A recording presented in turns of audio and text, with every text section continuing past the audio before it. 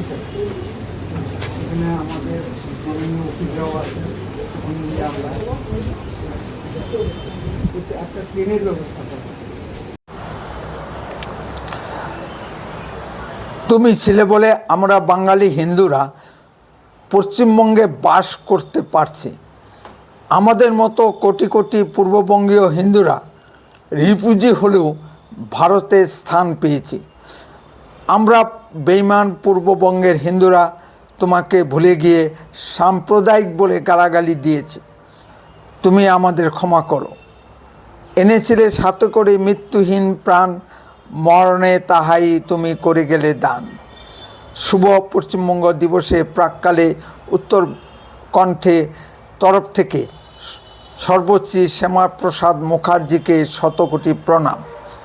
নমস্কার, আপনারা শুনছেন উত্তরের কণ্ঠ। উত্তরের কণ্ঠ থেকে আমি প্রভাত বসাক, তুফানগঞ্জ, কোচবিহার। ভারতের রাজনৈতিক আকাশে শ্যামাপ্রসাদ মুখার্জি এমন একটি নাম, যার নাম শুনলেই পণ্ডিত জওহরলাল নেহরু ও কংগ্রেসের হৃদকম্পন শুরু হতো। তাই শ্যামাপ্রসাদ মুখার্জিকে কাশ্মীরে নিয়ে গিয়ে খুন করা হয়েছে। যে বিষ ইঞ্জেকশনটি নার্স রাজদুলারি শ্যামাপ্রসাদ মুখার্জির শরীরে পুশ করেছিল, পরবর্তীতে তার আর কোনো খোঁজ পাওয়া যায়নি। এ কাজটি করেছিল পণ্ডিত জওহরলাল নেহরুর নির্দেশে শেখ আবদুল্লাহ। শেখ আবদুল্লাহ কেমন যেন পণ্ডিত জওহরলাল নেহরুর ভাই ছিলেন। পণ্ডিত নেহরু চেয়েছিলেন শ্যামাপ্রসাদ মুখার্জিকে খুন করে ভবিষ্যতে ভারতের বিরোধী রাজনীতি খতম করতে। কারণ তৎকালীন সময়ে পণ্ডিত জওহরলাল নেহরুর মুখের উপর কথা বলতে একমাত্র শ্যামাপ্রসাদ মুখার্জি ছাড়া আর কেউ অবশিষ্ট ছিল না। পণ্ডিত জওহরলাল নেহরু মনে প্রাণে চাইছিলেন ভারতের বিরোধী রাজনীতিকে শেষ করে দিয়ে একদলীয় ও এক পারিবারিক শাসন ব্যবস্থা কায়েম করতে।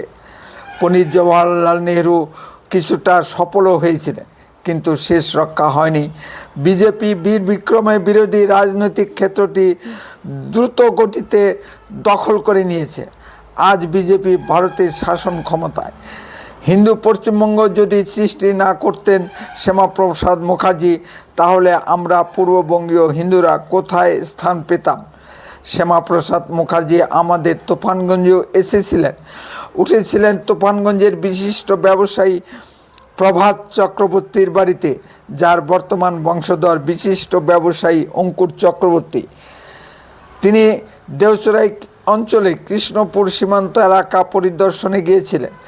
কোচবিহারের সাগর দিঘির পাড়ে 1951 সালে ফরওয়ার্ড ব্লকের খাদ্য আন্দোলনে ভোকা মিছিলে পুলিশের গুলি চালনায় শহীদ বন্দনা সহ 5 জন নিহত হয়। সর্বভারতীয় বিরোধী দল নেতা হিসাবে শ্যামাপ্রসাদ মুখার্জি পুনরায় কোচবিহারে এসেছিলেন। যার এত মহান কর্মকাণ্ড, তাকে কিনা কাশ্মীরে নিয়ে গিয়ে খুন করা হলো। আসুন শুভ পশ্চিমবঙ্গ দিবসের প্রাক্কালে শ্যামাপ্রসাদ মুখার্জিকে শতকোটি প্রণাম জানিয়ে আজকে আমাদের তুফানগঞ্জে বিজেপির এমপি মনোজ টিগ্গা এবং এমএলএ মালতী রাভা মহাশয়া এসেছিলেন। তারা বার অ্যাসোসিয়েশনে গিয়েছিলেন। এতদিন আমরা দেখেছি যে এমপি ফান্ড বা এমএলএর ফান্ডের টাকা কেউ নিতে চেত না, তৃণমূলের ভয়ে। এখন দেখছি তারাই নিজেরাই আগ্রহ করে চাইছেন। যাক, এটা একটা ভালো দিক। তাছাড়া আজকে একটি বিজেপির দীপ্ত মিছিল তারা সারা তুফানগঞ্জ শহর প্রদক্ষিণ করে। আসুন দেখে আসি। আমাদের দাবি, হ্যাঁ, দিল্লি না কলকাতা। এইটাও অনেকবার আমিও আমাদের যে রেলমন্ত্রী আছে একটু দাবি, এটা তো আপনাদের ক্ষেত্রের মধ্যে পড়ে।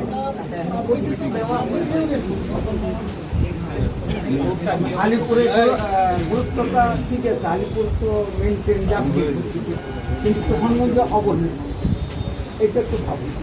এই দিকে হ্যাঁ, রেল লাইন